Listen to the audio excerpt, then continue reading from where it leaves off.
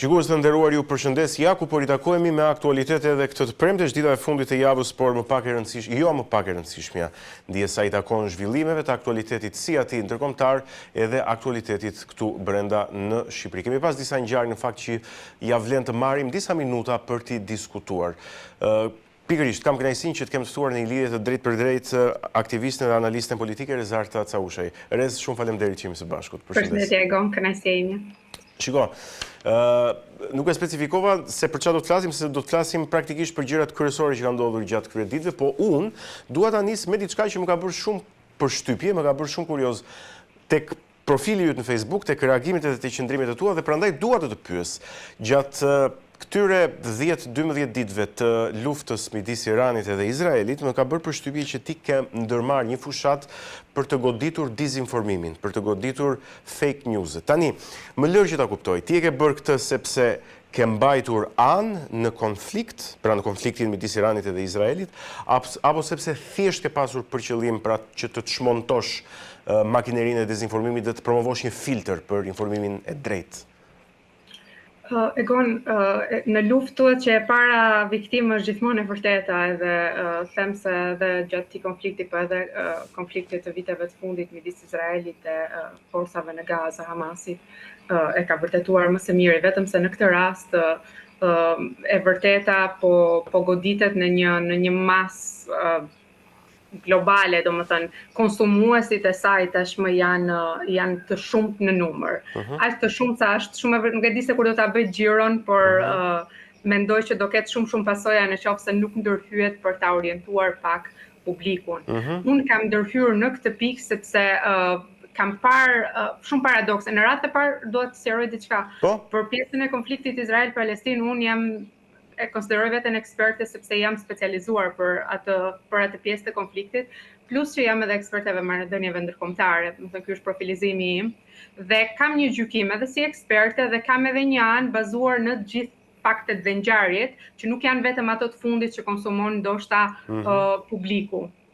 Dhe në këtë sens ndërhyrja në konfliktin Izrael-Palestinë.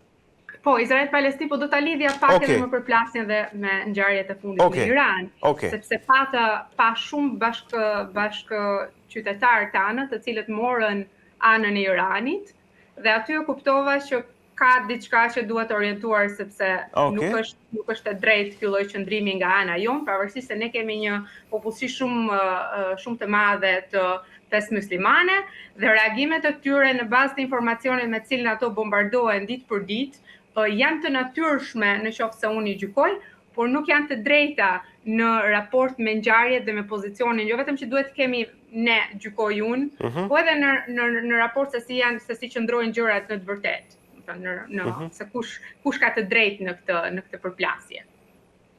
Dhe ndaj e gjykova që duhet, po sepse ka edhe një specifik, po mbase do ta trajtojmë me bisedë, ka një specifik shumë të madhe që e bën luftën ndaj dizinformimit shumë të vështirë dhe gati të pamundur. Dhe ndonse është shumë e vështirë, dhe është parë edhe nga reagimet që unë kam patur, është shumë e vështirë në këtë pikë që njerëzit të lexojnë dhe të racionalizojnë, të arsyetojnë dhe të mbështeten në argumente, sepse luhet pak me identitetin fetar, luhet pak edhe me viktimat që njeriu mesatar është jashtëzakonisht i ndjeshëm kur bëhet fjalë, kur ti thua vetëm në një argument që aty po vriten me mijëra dhe me qindra dhe me mijëra gra dhe fëmijë, dhe këtu çdo lloj racionaliteti apo kërkese për racionalitet këtu është e tepërt për njeriu mesatar. Dhe ndaj mendoj që njerëzit që kanë një farë informacioni, jo vetëm informacion, që kanë ekspertizë, sepse ti mund të kesh shumë informacion, dhe unë këtë e quaj shumë të rëndësishme ta ndaj. Ti mund të kesh shumë informacion, por ekspertiza mbi si funksionojnë rregullat mes popujve, si është historia e konfliktit, cilat kanë qenë momentet vendimtare që e kanë shënuar këtë konflikt, që u urdhën palëve një mundësi që të vendosin, pra që ta tejkalojnë këtë konfliktin, dhe çfarë kanë vendosur aty, pastaj ka kushtëzuar edhe zhvillimet e mëtejshme. Këto janë gjëra shumë të rëndësishme që t'i shpjegohen publikut në këtë pikë, sepse është një konflikt që po zgjatet, qartësisht ka kohë që t'i sqarohet. Por siç e thash, ka shumë realitete që mbi vendosen, edhe realitete ndërkombëtare. Nuk është ky momenti për të diskutuar këtë konflikt që është ndoshta nga më kompleksit në gjithë rrezullin toksor, po unë thjesht doja të të pyesja si po dizinformon Irani? Kjo në fakt ka qenë edhe tema e reagimeve të tua, të një pasnjëshme. Po, ka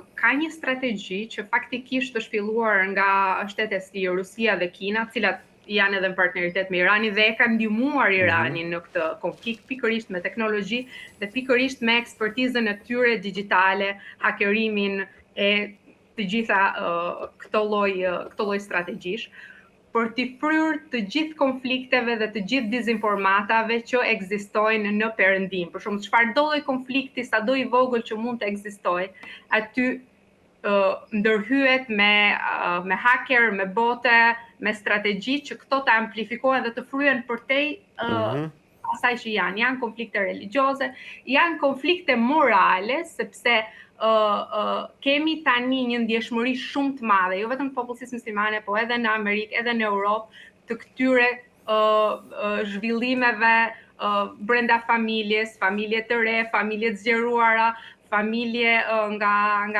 që formohet nga persona të njëjtit seks, të tëra këto konflikte që mund të jenë në një shkallë pak më të vogël dhe ndoshta edhe mund të marrin një rrugë duke u diskutuar në Perëndim se e ka një traditë, Irani, Rusia dhe Kina i fryn dhe i fryn ato përmasa që është e vështirë që ky debat të kontrollohet më, domethënë.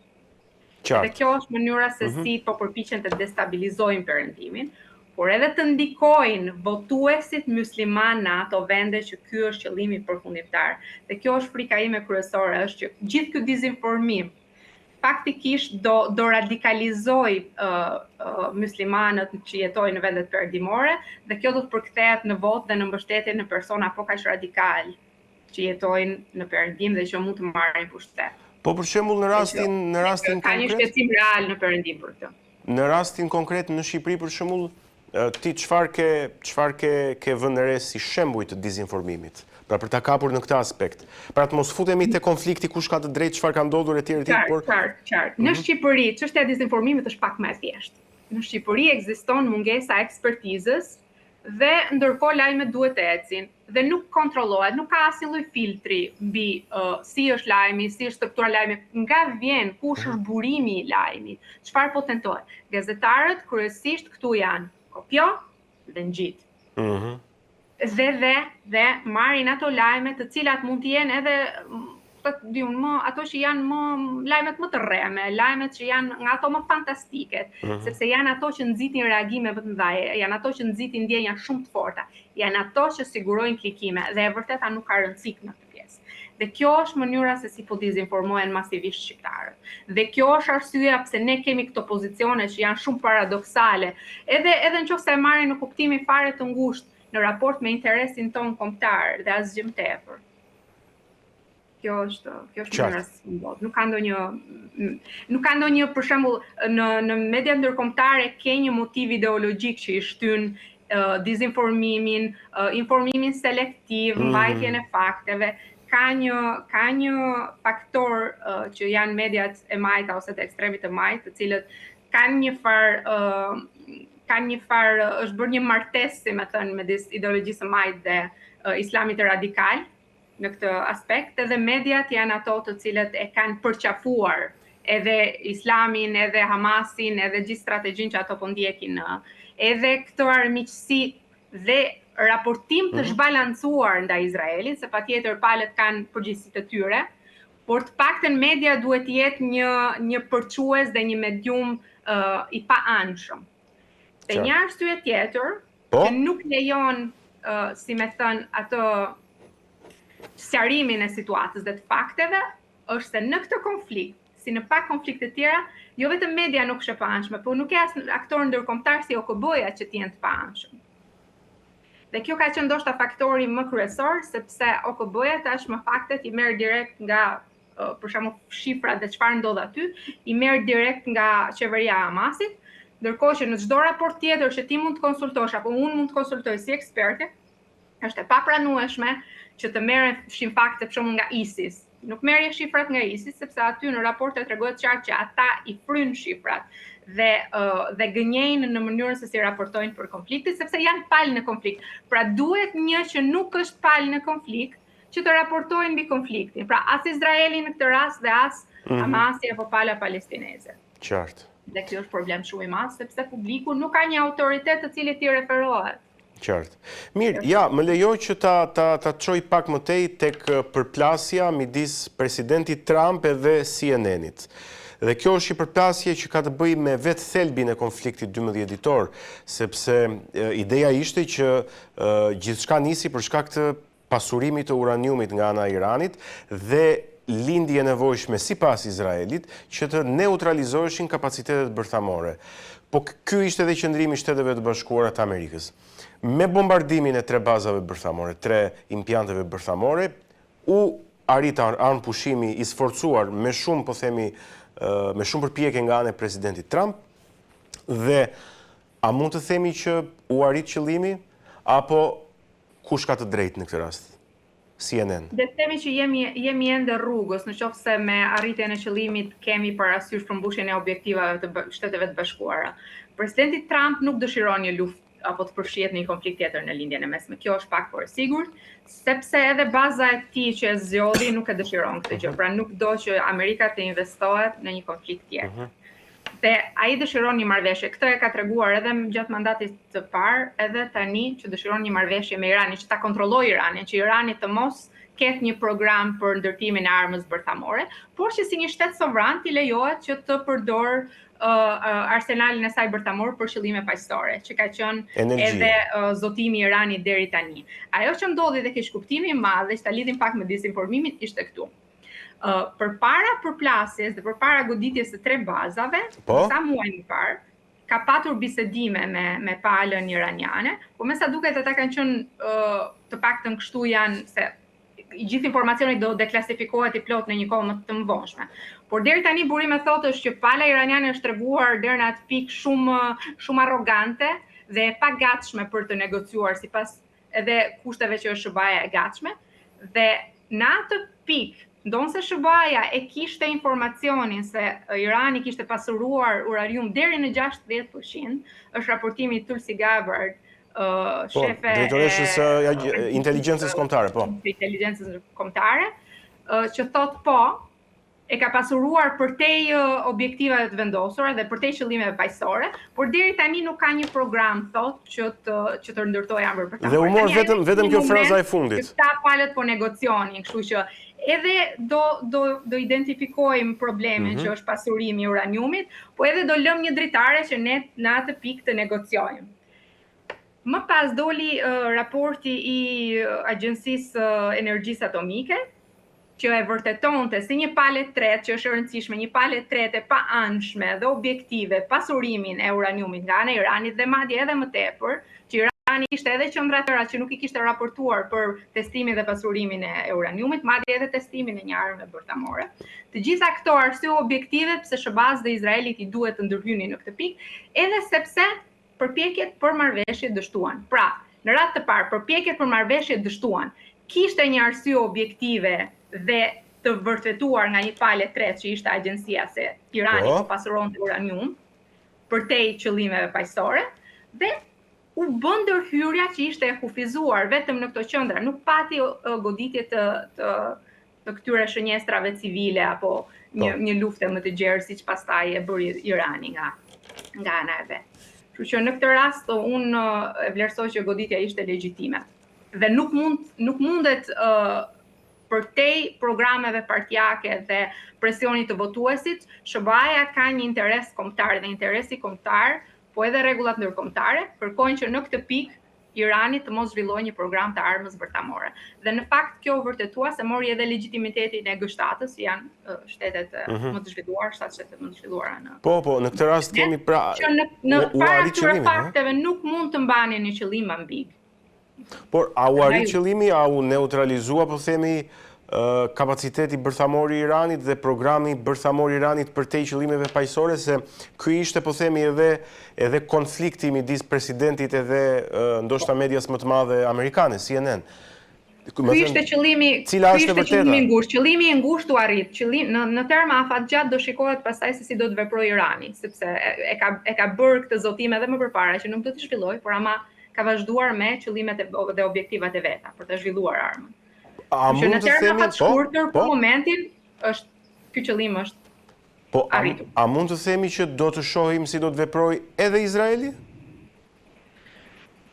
Nuk mendoj se interesi i Izraelit në këtë luftë, ja vlen ta shqyrtoj, ishte që faktikisht Amerika të përfshirë në një luftë, dhe pse jo, të neutralizonte plotësisht Iranin si armik i Izraelit. Po ta marrim, domethënë të mendojnë në termat e një shteti si Izraeli, sepse Irani e kanë kushtetutën e vet zhdukjen e shtetit të Izraelit. Është legjitim Izraeli, patjetër. Është legjitim, për më tepër është pikërisht Irani dhe që ka stërvitur dhe ka mbështetur gjithë këto vite organizata terroriste Hezbollah, Hamas, Houthi edhe të tjera madje që veprojnë në rajone të tjera.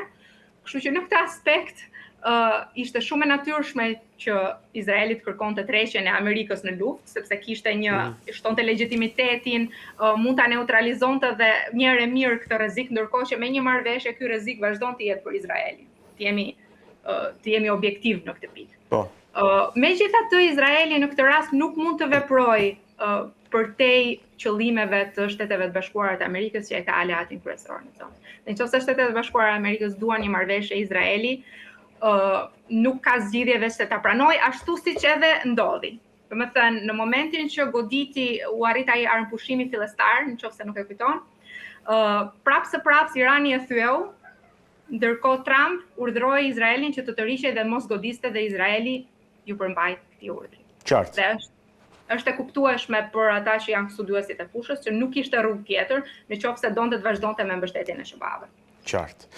Mirë, do të zhvendosim tani tek një çështje tjetër, po do të ngelem brenda familjes së presidentit Trump. Ndërkohë që presidenti ishte duke u marrë me këto cicmicet pas të armëpushimit, duke i mbajt palët me forcë që të përmbaheshin nga një rinisje e konfliktit, vajza e tij së bashku me dhëndrin po bënin një shëtitje në Vlorën tonë të bukur, Rezarta, apo jo? Dhe po inspektonin ishullin e Sazanit, aty ku planifikohet të ndërtohet resorti luksoz rreth 1.4 miliard dollar i dhëndrit të presidentit. Tani, si e sheftit gjithë këtë vizitë dhe situatën e ndërtimit të këtij resorti luksoz, a ndihmon kjo gjë Shqipërinë apo jo? A ndihmon Shqipërinë, ma merr mendja se është pak herët që ta gjykojmë, veçanërisht sepse ne nuk i njohim tamam detajet e projektit, pra ne nuk kemi një studim fizibiliteti, çfarë do investohet, si do të rrishen investitorët. Dhe kjo është pikërisht ajo kostot edhe përfitimet, domethënë nuk e kemi një gjë të tillë, pra është e vështirë që ta vlerësosh, por e dim që procesi ka drithije shumë të mëdha. Hije në fakt, jo dritë, shumë të mëdha. Sepse Sazani është i rrethuar nga një zonë e mbrojtur. Po. Dhe ajo zonë do të shfrytëzohet nga resortet që janë aty. Dhe kësaj pjese qeveria shqiptare nuk i ka dhënë përgjigje se si do të mbrohet ajo zonë mëtej, a do t'i hiqet mbrojtja.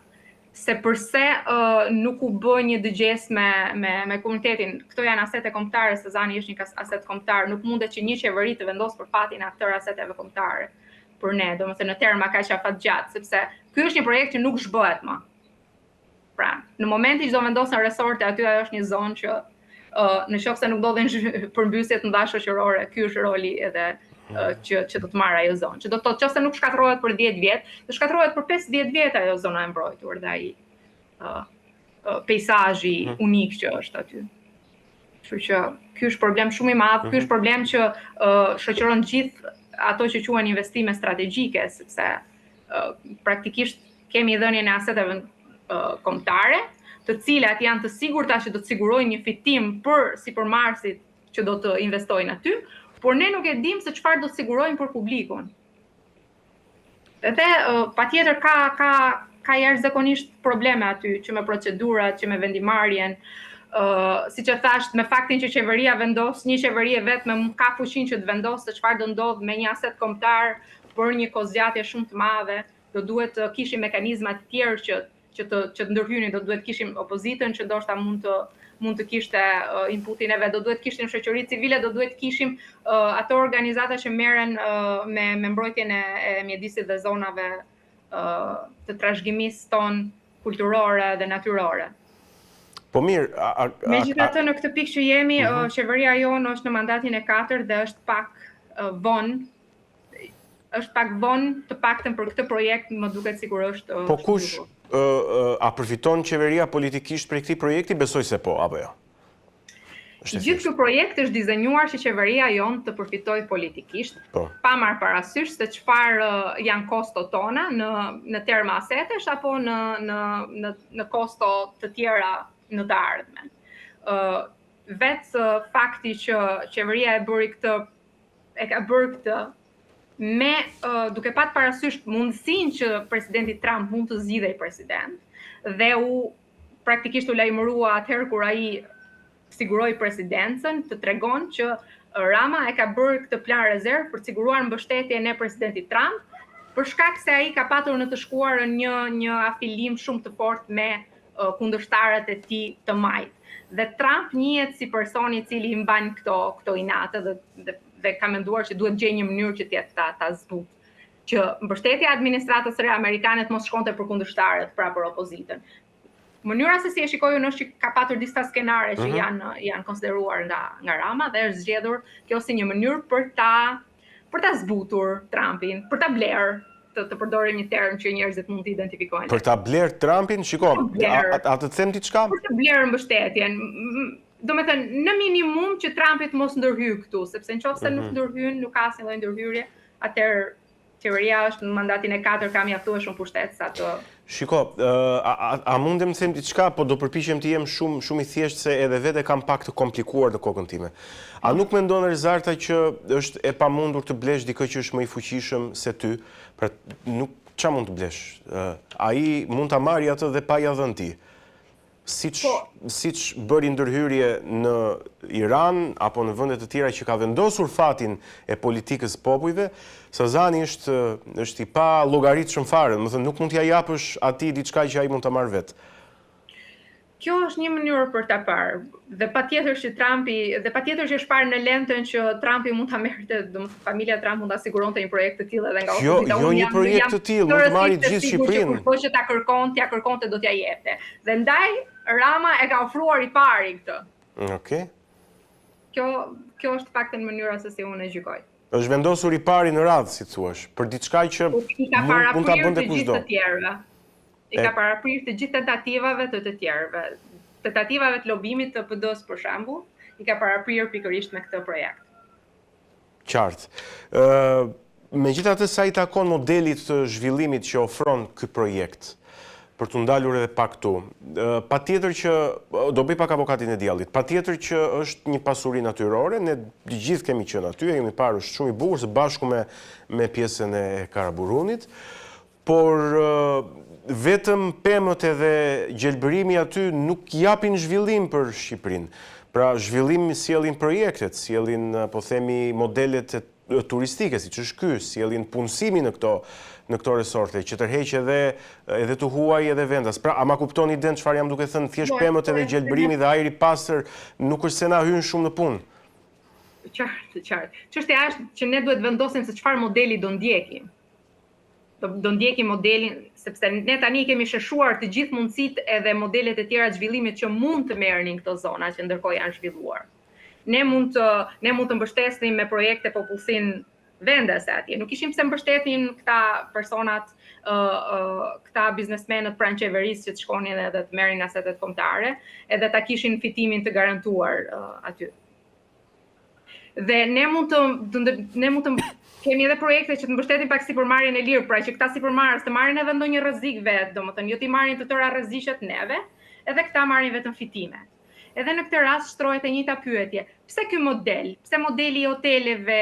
Pse të mos jetë modeli i vizitës ose hapjes së ishullit dhe zhvillimit të ishullit nga qeveria shqiptare, apo modele të tjera të cilat kanë për qëllim që ta njohin turistin e huaj me trashëgimin ton natyrore dhe kombëtare.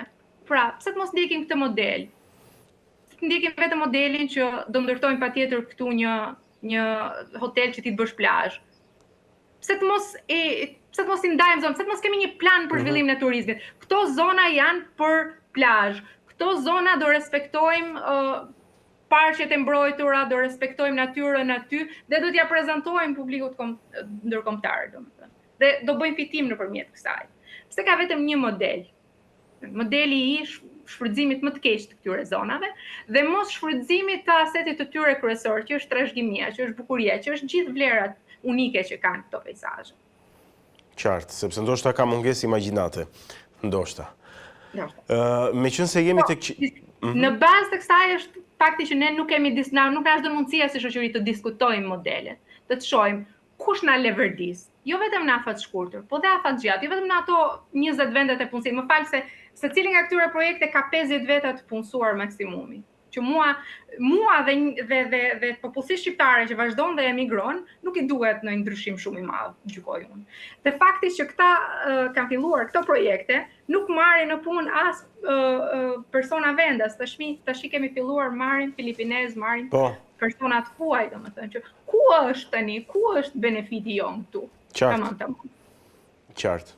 Meqense jemi tek përveç fakti që japim një mesazh që qeveria jonë është e gatshme që për interesat e saj afatshkurtra dhe qeveritë e vendeve të tjera janë shumë të ndjeshme ndaj këtij mesazhi, e kapin direkt dhe e shfrytëzojnë. Ne jemi të gatshëm që për të qëndruar në pushtet mund t'japin edhe asetet tona kombëtare. Në fakt, siç është përpjekur ta shfrytëzojnë në fakt edhe qeveria e Britanisë Madhe, duke marrë shembullin e marrëveshjes tonë me Italinë për kampet e emigrantëve, refugjatëve. Qeveritë janë shumë të ndjeshme, sapo e kapin që je I gatshëm të japësh çfarëdo gjë, vetëm qëndrosh në pushtet, bëjmë planet e tyre.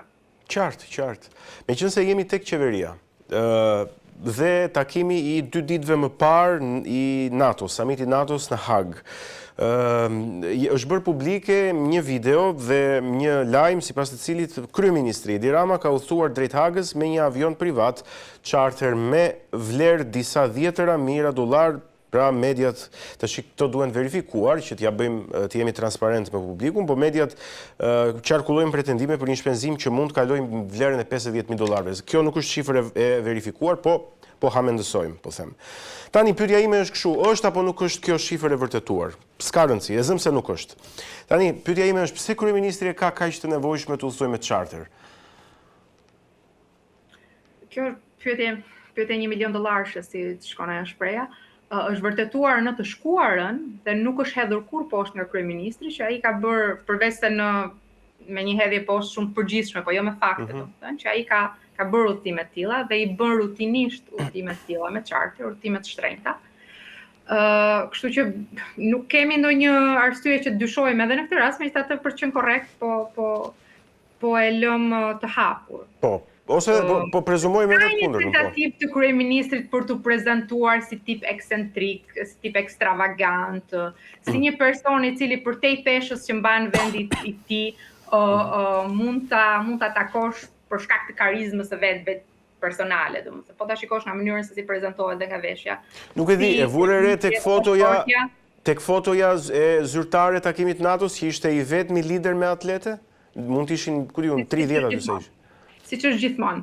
Shiko, unë mendoj që kur dikush del nga uniforma e grupit, mendoj që minimalisht dikush do ta pyes atje që, pse si qysh, mbase kjo është shfrytëzuar si mënyrë për të rritur ndërveprimet e kryeministrit personale me liderat e tjerë dhe për t'i prezantuar pastaj pak më gjerë. Nuk e di a është ndoshta është edhe një strategji e zgjuar, se nuk mund ta gjykojmë, ndërkohë që udhëtimet me charter mund t'i gjykojmë si publik, sepse është kryeministri I një vendi të korruptuar dhe një vendi të varfër, për këtë pjesën vlen të shikohet afatgjatë si sa strategji e suksesshme është. Kush mendon ti që ja paguan udhëtimet kryeministrit? Mendoj se kryeministri ka lidhje me lobet fuqishme, jo vetëm brenda vendit, po edhe jashtë vendit sidomos. Sakt, domethënë pak a shumë kjo është ideja ime se nuk ja gjejmë dot emrin ky person ose ky person, se nuk e kemi atë informacion, por po them si një diapazon mundësish. Po, kryeministri ka lidhje të thella me lobin Soros, patjetër se e ka të deklaruar, po edhe lobet e tjera të majta që janë edhe më të fuqishme ndoshta. Edhe që është prezantuar me ta përmes lidhjeve me zotin Soros, edhe të birin në sfundi. Por ndoshta edhe biznesmen vendas, apo e përjashton këtë si mundësi? Jo, nuk e përjashtoj në këtë rast, nuk e përjashtoj asnjërin prej tyre, Po mendoj se kjo është një dyshim që është hedhur edhe është i mirëpranuar në sens. Thjesht dash një alternativë të re. Qartë. Për të hedhur edhe tek pyetja e fundit, në fakt duket si një pyetje, po themi, e shkëputur nga çfarë kemi folur deri tani, po unë gjithsesi doja ta trajtoja sepse lidhet me atë se çfarë po ndodh realisht me opozitën në Shqipëri.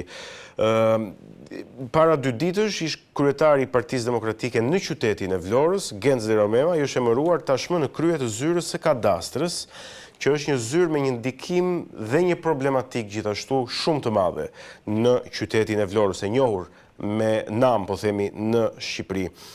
A mendon se është thjesht një lëvizje teknike personale, si të shupërpoq zoti Berisha, po themi, të hiqte përgjegjësinë nga Partia Demokratike, apo janë shenja të një marrëveshje midis 2 forcave të mëdha politike? Të një, se di si ta them, bashkëqeverisje, të një pazari, siç mund ta quajnë shumë njerëz. Ti si e ke gjykuar këtë gjë? Pashi kishe reaguar dhe për këtë në Facebook. Le të themi që janë shenja të një problemi që ekziston në Partinë Demokratike. Të një shkëputjes që po ndodh midis qendrës së Partisë Demokratike në Tiranë dhe bazës së saj dhe degëve të saj në qytet. Kjo është mënyra se si unë e shikoj, sepse në djenin time ata janë braktisur, janë gati 12 vjet në opozit, kanë përplasje patjetër, sepse opozita është karakterizuar nga përplasje e vitjet e fundit, por janë edhe një tregues dhe një përforcues i një trendi që u pa në zgjedhje. Fakti që opozita humbi mbi 200.000 votues të saj.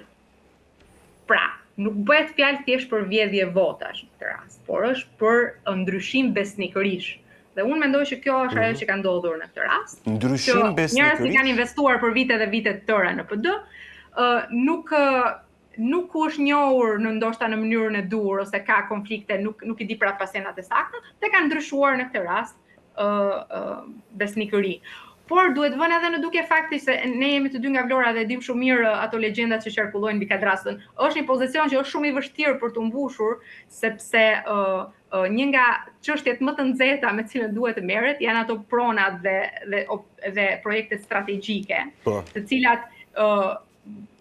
në të cilat kanë dorë edhe banda kriminale shpeshherë. Pra është pozicion që ka qenë shumë i vështirë dhe kemi kryetarët kadastrës të cilët kanë përfunduar në burg për atë, ose në gjykim të paktën. A mos ndoshta në këtë kuptim, pra në këtë kuptim që theti kjo duhet parë më shumë, po e them kështu si një lëmosh që i kanë hedhur, ndjes ndoshta për shprehjen, po megjithatë se sa si një deal i mirë, si një marrëveshje e mirë përfituese, po them nga ana e zotit Deromemaj. Ajo mund të jetë ose një ogur për Partinë Demokratike. Pra, kjo është se çfarë do të ndodhë në të ardhmen. Ky është trendi i të ardhmes, që ndoshta asetet të tua lokale do t'i bashkangjiten tashmë Partisë Socialiste, në qoftë se nuk ndërmerr ndryshime radikale rrënjësore, të ndryshoj leadership, të ndryshoj dhe të riformatoj gjithë strukturat e veta dhe t'u jap një objektiv të arritshëm mbështetësve të vet. Unë e shikoj si ogur më shumë se gjithçka. Për Partisë Demokratike. Që pret Partinë Demokratike dhe se si do të zvogëlohet ajo në të ardhmen. Qartë. Rez, unë të falenderoj për bisedën edhe për ekspertizën. Shumë faleminderit, Agoni, është kënaqësi gjithmonë.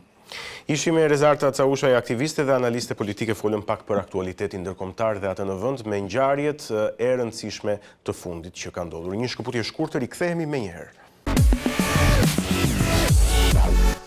Ja ku jemi rikthyer në pjesën e dytë të aktualitet për ditën e sotme, në fakt do të flasim për një problem i cili ka marrë goxha vëmendje në opinionin publik dhe vëmendja kam përshtypjen që sa do të vi e do të shtohet. Bëhet fjalë për projektin dhe planin e qeverisë për të shtuar në Tiranë rreth 140 ndërtime të tjera, një pjesë e madhe për të cilave priten që të jenë kulla, sipas raportimeve mediatike, kulla mjaft larta mbi 200 metra. Një Tiranë e transformuar tërësisht. Megjithatë sa i takon procesit të vendimarrjes mbi këto ndërtime, por edhe çështjes urbanistike, ka mjaft probleme dhe diskutime. Për të folur pikërisht për këtë, unë kam kënaqësinë që të kem në lidhje të drejtë për drejtë me mua arkitekten Doriana Musaj. Doriana, shumë faleminderit që jemi së bashku. Përshëndetje, mirëmëngjesi, faleminderit për ftesën. Kënaqësi. Përveç planit miratuar qeverisë që është pasqyruar në disa media për rreth 139-140 ndërtime të reja, nuk besoj që do të jenë 140 kulla, po një pjesë do të jenë, një pjesë e konsiderueshme do të jenë kulla shumë të larta. Edhe mediat ndërkombëtare, siç është rasti për shembull i dieshëm i medias gjermane Die Zeit, kanë ngritur shqetësime të forta për këto ndërtime. Arkitektet e huaj të ftuar në eventin e para disa ditëve të organizuar nga kryeministri Rama, është raportuar gjithësisht mediatikisht dhe ti ke folur për këtë, kanë ngritur pyetjen thelbësore se kush do të financojë dhe kush do t'i blejë këto kulla. Mos është në fakt një pastrim parash. Si e mendon ti për ta nisur si diskutim? Po, bëhet fjalë për një fluks paraje që vjen nga ekonomia gri dhe ne kemi vite që diskutojmë. Domethënë nuk pritëm t'i numëroshim vendimet, por që në momentin të paktën që pas pandemisë, raportet njëpasnjëshme që nga Transparency International na ngritën alertin që mbi 60% e këtij sektori ishte i pa trakushëm, pra nuk dihesh nga vishin këto para dhe ne e konsiderojmë si para nga ekonomia gri. Kështu që ne jemi të ndërgjegjshëm që një pjesë e mirë e këtij fluksi paraje nuk vjen nga biznesi apo taksat e qytetarëve apo investimet të vetë familjeve shqiptare, pasi në të njëjtën kohë kemi rënje të popullsisë, emigrim të shqiptarëve dhe rënje të konsumit. Pra nuk është një para që vjen nga rritja ekonomike e brendshme, por është para e cila eksportohet, vjen nga jashtë dhe nuk dihet se nga vjen, por e dim që parkohet në këto sipërfaqe ndërtimore, të cilat 140 janë numëruar të gjitha ato vendime të Këshillit Kombëtar të Territorit, të cilat janë mbi 8 kate. KKTU-ja, po. Po. Këto janë vendime të Këshillit Kombëtar të Territorit. Pra këtu nuk përfshihet Bashkia Tiranë. Ka shumë më shumë se kaq leje ndërtimi. Qartë, pra prandaj thashë unë që është vendimi i qeverisë dhe jo i bashkisë, po edhe i bashkisë po të ishte ajo po themi kështu nën sjetullën e qeverisë, është pak rëndësika kjo. Po a mendon se është një projekt real zhvillimi urban pavarësisht burimit të financimit që ti e the që vjen nga zona gri? Që të konsiderohet një projekt i qëndrueshëm, pra zhvillimi urban në mënyrë që të përfitojnë të gjithë dhe të jetë aty edhe në 30 vjet të ardhshme, përgjithsisht këto projekte bëhen pjesë e planit përgjithshëm vendor të qyteteve dhe po të marrim të njëjtin plan që vjen nga një nga këto arkitekt që është Stefano Boeri, plani i cili është i miratuar dhe është dokument zyrtar që nga 2017 nuk i parashikon këto ndërtesa. Pra këto ndërtesa janë jashtë plani, që në momentin që janë të paplanifikuara, tregon që kemi ndezur llampat e kuqe, në kuptimin që nuk kemi planifikuar sistemet infrastrukturore për të suportuar këtë volum të madh ndërtesash, nuk kemi planifikuar sistemi rrugor, parkimet dhe çdo gjë tjetër që janë shërbimet e qytetit. Pra, praktikisht planifikimi parashikon çdo ndërtim që do bëhet në një kapacitet mbajtës të caktuar, pasi qyteti nuk mund të mbingarkohet pafundësisht. Këto objekte kanë mbingarkuar qytetin jashtë planit dhe praktikisht e kanë prishur atë plan, atë dokument. Ai dokument tashmë mund të konsiderohet edhe i shfuqizuar, edhe pse nuk ka një shfuqizim nga ana e qeverisë, por këto vendime e shkelin dhe automatikisht e shpërbëjnë atë si dokument dhe për pasojat që këto do sjellin më pas dhe po sjellin në shërbime, në shkolla, në kopshte, në emergjenca, pastaj infrastrukturë, ujin e pishëm, impaktin që do kenë infrastrukturën e urave të zeza, energjisë elektrike, gjitha këto është ngelet për tu parë, pra do jetë surprizë efekti i tyre pasi ne nuk i kemi planifikuar këto kulla në territor. Qartë. Më ka bërë përshtypje në fakt kur u zhvillua mbledhja me 100 arkitektët e huaj në fund të majit, mos gaboj, me njëherë pas zgjedhjeve të 11 majit, ti pate një reagim të fortë, kam përshtypjen, për të gjitha të mbledhje, domethënë e quajte tani mos qofsha gabim se nuk e mbaj më të mirë, po edhe si proces kolonial, diçka e tillë apo jo? Më shumë është data 6 qershor, takimi, ka qenë ditë Bajrami, dhe në fakt ajo ishte një notë proteste edhe nga ana ime, pasi u përdor dita e Kurban Bajramit për të mistifikuar dhe ngritur në nivelin e një besimi praktikisht, një ideologjie e një feje të re nga ana e kryeministrit në këtë inaugurim që zgjodhi pikërisht atë ditë, pasi vetë fjalimi i tij përbënte këto nota abrahamike, nisi nga historia dhe ndër të tjera praktikisht na tha neve që unë po sakrifikohem, pra ai e konsideronte veten birin që po sakrifikohonte veten dhe në këtë vizionin e madh që po na tregon neve. Dhe mënyra se si prezanton këtë arkitekt në mënyrë të vazhdueshme, jo vetëm në takim, praktikisht na thot neve qytetarëve, arkitektëve shqiptar që ju nuk merrni vesh dhe nuk duhet as të kontestoni, pasi këto janë ato që dinë, ne nuk dim. Dhe ky është një lloj më shumë një lloj përuljeje që kryeministri jon i bën ndaj figurave të arkitektëve që nuk janë askush në fund të ditës, sepse arkitekt bota ka njohur dhe vazhdoi të njohë dhe të prodhoi siç kundër prodhonte Shqipëria. Nga ana tjetër ishte edhe një përpulje e tyre ndaj qeverisë, ndaj kryeministrit, duke ignoruar tërësisht qëllimin pse bëhen këto kulla, mënyrën si po bëhen këto kulla, nga vijnë këto para, edhe pse shumë prej tyre paguhen me miliona, pra nuk paguhen sa një arkitekt shqiptar. Ka thuhet që këto shkojnë mbi 500.000 euro, mbi 1 milion euro projekte. Pra ato janë të ndërgjegjshëm se ku po punojnë. Sikundër të gjithë ne e dim se si është konteksti dhe nga vijnë këto para, të njëjtat raporte që lexojmë ne, lexojnë edhe ato.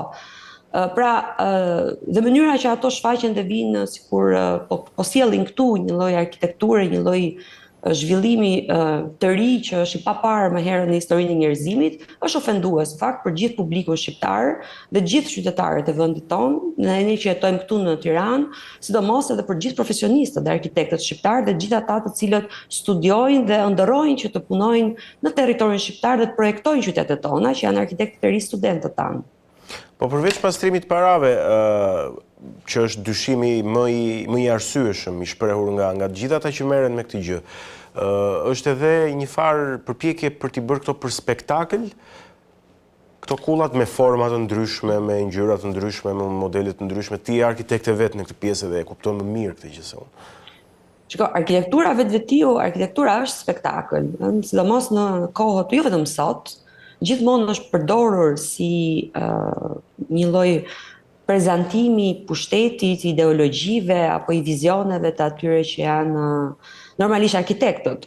Por, sikundër kemi njohur dhe përdorimin e arkitekturës nga ana e pushtetarëve dhe kryesisht këtu paktën po të kthehemi mbrapsht në histori, kemi nga perandorët, por po të vim më vonë kemi ato që janë autokratët.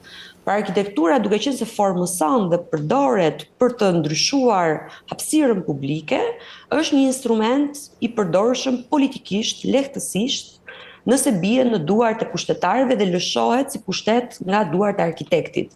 Pra arkitekti si formacion dhe si profesion të duhet të mos e lejojë arkitekturën të bjerë në duart e pushtetarëve, pasi historia na ka treguar që pushteti mund ta shpërdorojë hapësirën dhe ta keq përdorë dhe më pas ta përdorë arkitekturën si alibi për të instaluar një ideologji, një vizion apo një formë kontrolli mbi territorin. Kemi parë në të njëjtin shesh, po marrim sheshin Skënderbej, kemi disa regjime që kanë lënë gjurmët aty, duke filluar që regjimi fashist, që ka përdorur këto monumentalizimin e objekteve, një lloj karakteri të asaj ideologjie politike, kemi atë që është shtresa komuniste, ka të karakterin e imponimit hapësirës e përdorimit të shesheve para dhe rregullimin dhe atë muzeu kombëtar për shembull apo disa objekte piramida. Pra prishjen e objektit ekzistues që ishte Bashkia e Tiranës ndërtuar në 30-tën dhe ndërtimin e muzeut kombëtar. Dhe tani kemi fazën e tretë të instalimit të një lloj, nuk është më një lloj ideologjie politike me nota nacionaliste, komuniste apo fashiste, por kemi ideologji politike me nota tashmë që të gjithë duhet të shërbejmë këtyre kullave, të gjithë jemi në funksion të tyre dhe janë ato të cilët do na drajvin dhe na çojnë në shekullin e ri që përfaqësojnë fakt vetëm një akumulim të kapitalit ekonomik që nuk dihet kush e ka dhe se si do përdoret. Kjo është pjesa më e rrezikshme e kësaj, që ne nuk dimë në dorën e kujt janë ato dhe se si do përdoren ato në të ardhmen, dhe si do më pas do impaktojnë jetën e të gjithëve neve që jetojmë këtu. Doja të ndalesha shumë shkurtimisht në vazhdim të kësaj pyetje, ti the diskriminimin midis arkitektëve të huaj që paguajnë me qindra mijëra e miliona për projekte fantazm dhe arkitektët shqiptar, një dallim dhe një diskriminim gati shumë i madh. Në fakt, ti ma shtive në mendje, duke njohur shumë arkitekt, po them të afërm, miq e tjerë, ma kanë shprehur këtë gjë që po bëhen gjithmonë më të kufizuara dhe më të pakta projektet që ata marrin në duart e tyre, sepse shumica e projekteve janë përqendruar pikërisht në këto studio të mëdha për nga përfitojnë shumë. Sa është ky problem i vërtet dhe është herë e parë që e diskutoj në fakt këtë gjë? Në fakt është një temë që nuk është diskutuar, edhe pse të gjithë ne diskutojmë, diskutohet në tryeza, diskutohet në takime, por në publikisht nuk ka marrë vëmendjen e dur, pasi arkitektura dhe arkitekti në momentin që del kundra, po e quajmë mënyrës se si zhvillohet qyteti, gjëja e parë është të futet në listën e zezë dhe penalizohet, dhe ka ndodhur me Bashkinë Tiranë. Shumë për arkitektëve që në fillim shpallen non grata. Nga ana tjetër, e gjithë retorika, diskuri i politikanëve, po ta dëgjojnë dhe kryeministrin thotë, po hapin studio arkitekture, po vinë pra të huaj dhe po hapin studio këtu dhe po punësojnë arkitektët vendas. Ndërkohë që po të kthehemi, se më kujtohet tani nga periudha fashiste, po të kthehemi 100 vite përpara pushtimit fashist, kemi periudhën e mbretit Zog, i cili çoi shqiptarët të shkollohen, pra gjeti mundësinë me Italinë, Austrinë, Francën, të shkolloheshin dhe të rrisnin nivelin e arkitekturës dhe më pas të ktheheshin në Shqipëri për të ndërtuar vendin e vet. Sot nuk ka nevojë, pasi neve universitetet shqiptare janë të akredituara ndërkombëtarisht, janë të lidhura, kanë programe ndërkombëtare, ne kemi të njëjtat instrumenta, të njëjtat teknologji, të njëjtat kushte. Studenti jon ja u siguroi këtë, është identik i njëjtë në kapacitete dhe në mundësi me studentin italian, gjerman apo francez. E vetmja gjë që nuk ka është mbështetja nga ana e institucioneve qeveritare dhe buxhetit. Marrim këtu për shembull protestën e studentëve të 2018-s. Pra ne na mungon një mbështetje ndaj shkollave në përgjithësi, që fillon që aty, më pas që këto të jepet mundësia dhe të hapen vende pune për këto të rinj që të punojnë këtu, ndaj dhe 80% e studentëve tanë duan të ikin. Pra kjo lloj politike ku i hapet dhe i lehtësohet shumë puna të huajve, shumë prej bizneseve të huaja apo atyre që konsiderohen i vendosë etiketa ad hoc, janë dhe pa taksa fare, ndërsa një arkitekt i ri që do të hapi një studio, do duhet ta filloj praktikisht nga minusi, jo nga zeroja. Sepse do duhet patjetër të gjej një arkitekt të huaj që ta aksesoj qeverinë dhe bashkinë. Pra që të punosh sot në qeveri dhe bashki, të marrësh leje nga qeveria apo nga bashkia, ti duhet të punosh në sqetullën e një arkitekti të huaj, ose duhet të kesh disa lidhje të drejtë për drejta me pushtetarët. Kjo është konteksti dhe kjo është shumë e trisht. Do mendosh që ne kemi disa shkolla arkitekture që prodhojnë çdo ditë qindra arkitektë të rinj që ne po eksportojmë dhe praktikisht po furnizojmë Europën me arkitekt. Qartë. E ishte herë e parë që e diskutoja në fakt këtë gjë dhe të falenderoj që ma çove në mendje. Dua të them në një çështje tjetër sërish këtu tek Citizens.al janë listuar, po themi, 10 kullat në një shkrim, 10 kullat më të larta që do të jenë pjesë e këtij planit me 140 leje të ndërtimit që është dhënë. Duket bukur, duket si Dubai, po ta shikosh këtu, paktën edhe në programet kompjuterike ku shfaqen këto kullat.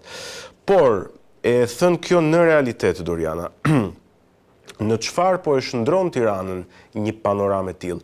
Së pari, a është një garë mes pak njerëzish të pasur dhe si pozicionohem njerëzit e tjerë? Ne po them që jemi shtresë e mesme dhe po them të tjerët pastaj që janë më të marginalizuar dhe më me probleme në këtë mjedis urban. Në fakt, krahasimi me Dubain është më i afërt jo për faktin që ka kulla, pasi kulla ka dhe Shtetet e Bashkuara të Amerikës edhe vendet e tjera. Por ajo që me këto vendet e lindjes janë pikërisht zëvendësimi i qyteteve, pra parimi i fshirjes strukturës ekzistuese urbane dhe sociale, postimi i popullsisë së varfër, po e quajmë, dhe ndërtimi i këtyre objekteve që janë të përballueshëm vetëm për një grup të caktuar, pra për një pakicë në qytet. Shqipëria nuk ka mjaftueshëm popullsi që t'i popullojë këto kulla me të pasur, pra që të jenë mjaftueshëm të pasur që të kenë mundësi të kenë dhe zyrën dhe banesën në të kulla, sepse nga ana tjetër Tirana në rastin konkret është duke zhvilluar dhe ato që janë lagjet e të pasurve, këto lagjet turistike në zonën e Mulletit. Pra, dhe thuhet, dhe ky është diskuri që justifikimi që përdorin që këto kulla nuk po ndërtohen për ne. Këto kulla po ndërtohen për një ekonomi që pritet të ndodhë në të ardhmen, por që dhe vetë ata të cilët po i ndërtojnë nuk e dinë se kush do vi, ti populloj dhe ti banoj, po e quajmë. Impakti që këto kanë në qytet, ato janë shumë të dhunshme pasi vendosen brenda lagjeve urbane dhe efekti parë që japin është rritja e çmimeve në të gjithë zonën, që bën që popullsia të fillojë ta shohë me dyshim atë që a e përballon dot më apo jo. Kemi rritje artificiale, pra kemi një fluks që i ngrihet çmimeve të apartamenteve ekzistuese, që mund të jenë dhe pallate parafabrikate, po apritur çmenden çmimet dhe bëhet shkon 2000 euro metri edhe tek një objekt i cili para disa vitesh nuk ishte kreti pamundur për të futur në treg. Kjo vetëm sepse për të qarkulluar më shumë troje se sa ndërtesa. Ajo që po ndodh është që këto përveç se kanë zaptuar tashmë çdo hapësirë boshe që ngelet në qytet, tashmë po prishin dhe kanë filluar një operacion të shkatrimit të lagjeve dhe strukturave ekzistuese, zëvendësimit të tyre dhe prishjes së pallateve ekzistuese, bllojqeve të tëra, dhe po ndërtojnë këto si ishuj brenda qytetit të shpërhapur kudo. Duke qenë se nuk janë të planifikuara dhe nuk janë të studiuara, impakti që këto do kenë do jetë kryesisht kaosi që do krijojnë, është një lloj anarkie, një lloj kryengritje e kullave, pasi nuk arrin dot qyteti të përballojë impaktin, po e them se këto po banohen 100%. Vetëm fluksi i lëvizjes së qarkullimit të makinave që këto hyjnë dhe dalin çdo mëngjes në orën 8, nga njëra anë, nga ana tjetër, vetëm ujë sa duan këto, ne kemi vetëm një rezervuar që është Bovilla, nuk arrin dot të furnizojë me ujë Tiranën ekzistuese. Pra ne nuk kemi ujë akoma për të përballuar kapacitetin ekzistues të qytetit dhe jo më të rrisim kapacitetin e këtyre kullave që për më tepër kanë dhe terraca të gjelbërta dhe kanë edhe këto. Po ngarkesa e rrjetit të energjisë. Në ana tjetër është ngarkesa e rrjetit të energjisë dhe ajo që është akoma më është infrastruktura nën-toksore, e cila është gjithë rrjeti që furnizon qytetin, që duke filluar që ke shkarkimi ujrave të zeza, dhe ujrat e shiut dhe çdo gjë tjetër që praktikisht është e vjetëruar në pikën që nuk arrin dot të përballojë qytetin që kemi sot dhe jo më këtë qytet të ri i cili po ndërtohet dhe pritet paktën në dekadën vazhdim, pasi efekti këtyre kullave do jetë pas 10 viteve, nuk shohim ende efektet e tyre sot. Se këto do duhen minimalisht një dekadë të përfundojnë, mos më shumë. Këto kulla mund të shkojnë edhe 15 edhe 20 vite në varësi dhe të fluksit parave, por edhe të kushteve, se si do ndodhin krizat e njëpasjeshme ku neve si popullsi, jo vetëm ne si shqiptarë, po në tërësi, si situatë, konteksti global ndodhemi aktualisht. Kështu që është e pasigurt dhe e paqartë edhe për ata vetë se çfarë do ndodhi, ajo që dim me siguri është këto po përdoren për të parkuar aparat. Kjo është çfarë shohim dhe çfarë konstatojmë. Impakti pastaj do jetë shumë fish dhe investimi që do duhet për ta rigjeneruar qytetin do jetë i shumë fish. Dhe kjo do jetë kosto për buxhetin dhe do të thotë për taksa paguesit, pra për ato që do vazhdojnë të jetojnë këtu. Pyetja që unë kam është kjo gjë, këta njerëz që i ndërtojnë këto kulla qartazi i kanë parat, nuk e kanë këtë problem. Pse nuk atëre financojnë për një program zhvillimor urban ku të përfshihet edhe rrjeti i rrugëve, edhe linjat e reja të energjisë, edhe rrjeti i ri i kanalizimit dhe i ujit të pijshëm, pra që ta bëjnë tamam punën siç duhet, përderisa po i bëjnë këto kulla dhe këto ndërtimet, ti bëjnë së bashku me infrastrukturën facilituese dhe ndihmëse, që të mos krijohet trafiku, të mos na ikin dritat se ngarkohet rrjeti 3 pallate me një kabëll, të mos kemi problemin e ujit. Dhe ashtu duhet bërë, po këto janë detyra të bashkisë. Pra, ato paguajnë taksa, po e lem një moment se nga vin parat. Ato paguajnë 9%, 8 deri në 11%, që është taksa e ndikimit në infrastrukturë, që është taksa për çdo metër katror çmim shitje. Pra nëse një apartament që ka shkuar çmimi 4.000 euro, 5.000 euro, 8% e kësaj vlere paguhet bashkisë. Do duhet pushteti vendor të shoqërojë këto investime. Pra, ndërkohë që paguan taksën, në momenti që paguan taksën, pra është momenti që para se dali leja e ndërtimit, bashkia do duhet të investojë, të që të përgatisi zonën dhe qytetin për të përballuar me infrastrukturë këto objekte të reja, pasi i ka taksuar për këtë punë. Por ajo që neve shohim nga Bashkia e Tiranës është që duke bën këtë punë, ajo që ne kemi parë tashmë që kemi këtë bashkiakun nuk na e pas kanë fajin këta që merren me drogë, na e pas kanë fajin bashkia që i vjedh. Po patjetër, gjithmonë kritika kryesore shkon dhe gjithmonë neve kritikojmë ato të cilët neve i delegojmë demokracinë që janë pushteti. Nuk mund t'i kërkojmë llogari atij i cili punon diku dhe vjen nga ai ka sell lekët, nuk është detyra jonë si qytetar, ka organe të tjera për këtë punë.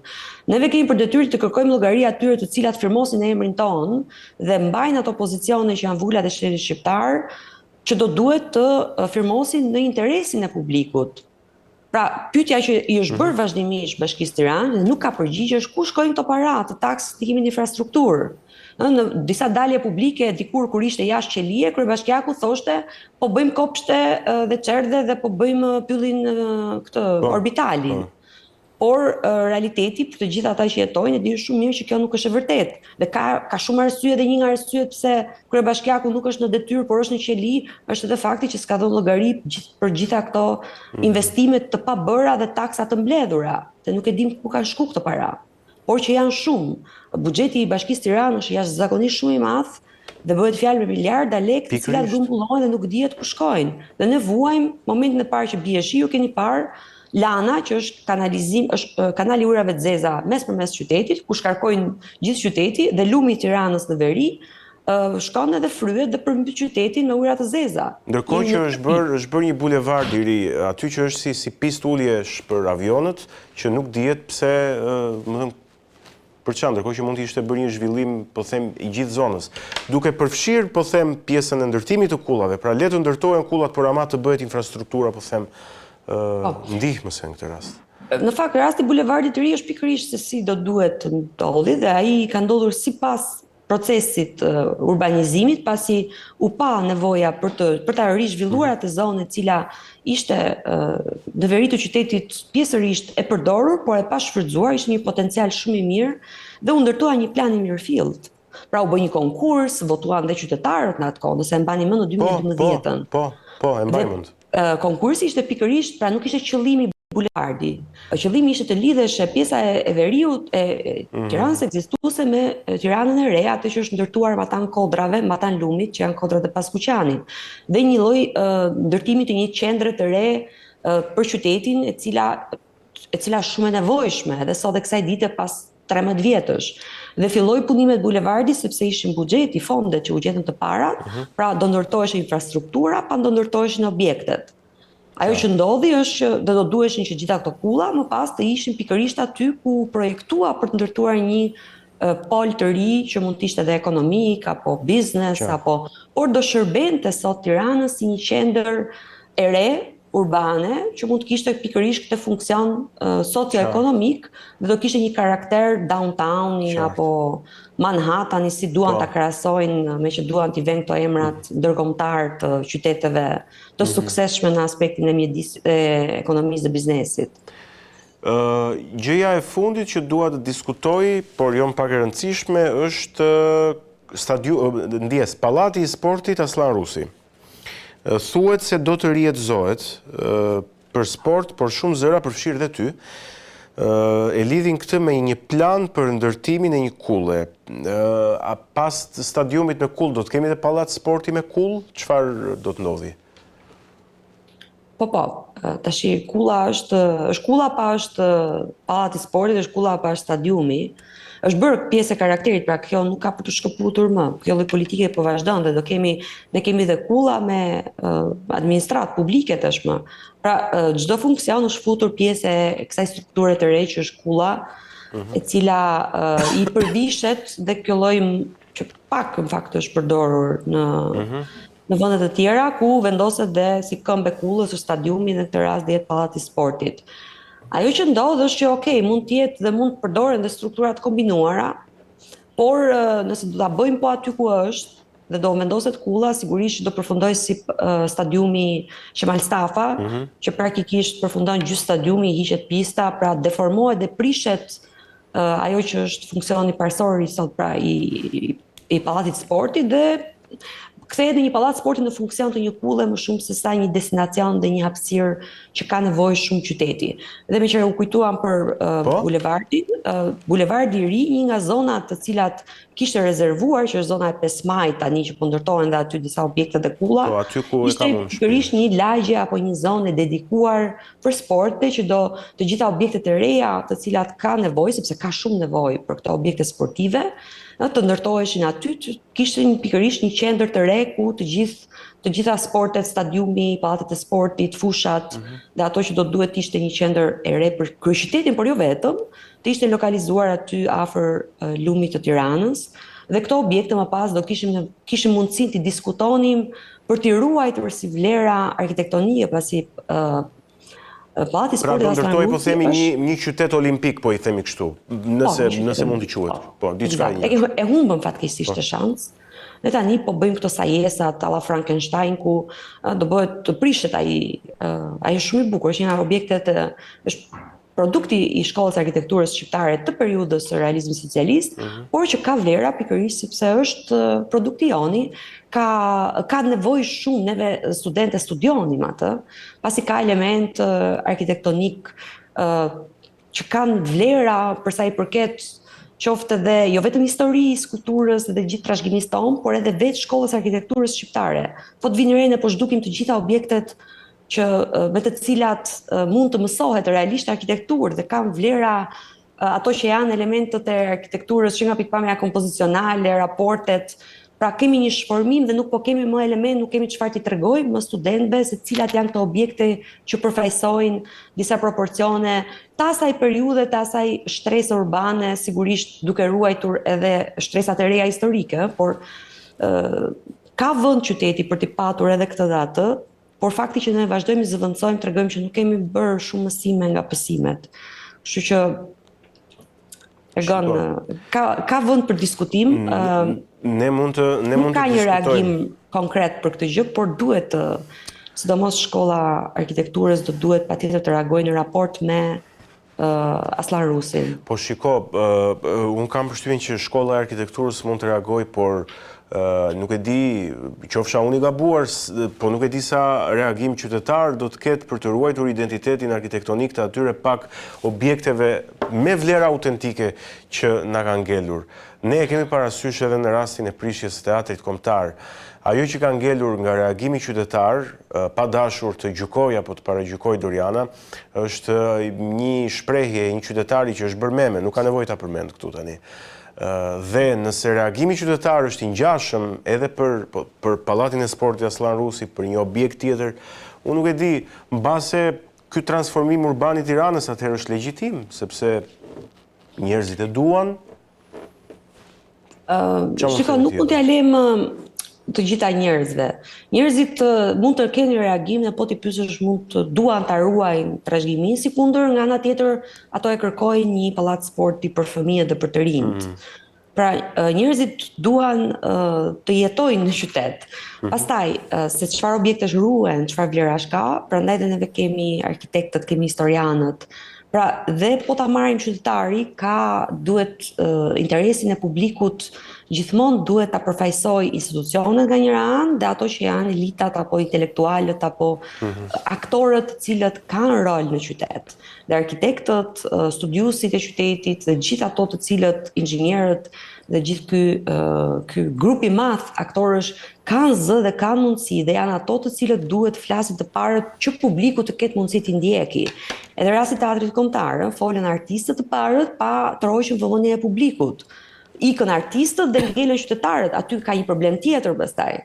Se do duhet që artistët të mos ishin shkëputur asnjëherë nga ajo betejë, që ishin të parët grupi interesit i parë dhe përfundoi komuniteti të duhet ta mbështeste. Kështu që kemi disa grupe interesi të cilat ka nevojë të rifuten në rolin e qytetit dhe të bëhen përfaqësues të interesit publik dhe të interesit të grupit që përfaqësojnë në këtë rast, që nëse flasim për arkitektët, kështu ndodh kudo, nuk është se dalin vetëm njerëzit në rrugë edhe bërtasin, sigurisht që ka nevojë edhe ato që të dinë se çfarë ka vlera dhe çfarë nuk ka.